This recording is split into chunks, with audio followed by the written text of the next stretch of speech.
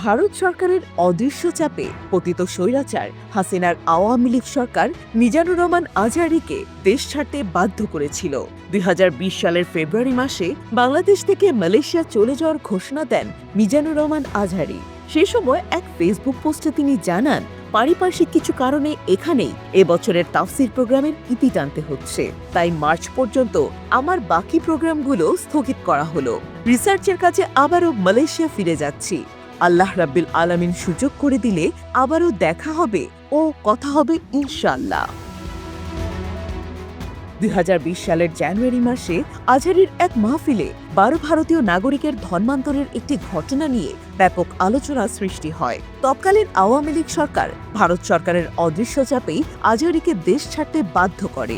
এবার দেশের একটি তাফসিরুল কুরআন মাহফিলে প্রধান মুফাসসির হিসেবে সশরীরে যোগ দেবেন জনপ্রিয় ইসলামী বক্তা ডক্টর মিজানুর রহমান আজহারী।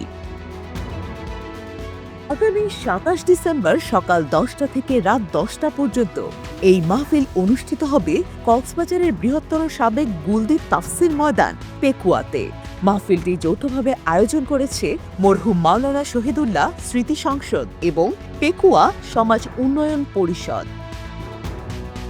মাহফিলে মিজানুর রহমান আজহারী ছাড়াও আলোচনায় অংশ নেবেন আলোচিত বক্তা শায়েখ মুফতি কাজী ইব্রাহিম, মাওলানা আব্দুল্লাহ আল আমিন, শায়েখ মুফতি জসিমউদ্দিন রহমানী, আল্লামা কামরুল ইসলাম সাইদ আনসারী এবং মাওলানা সাদিকুর রহমান আজহারী।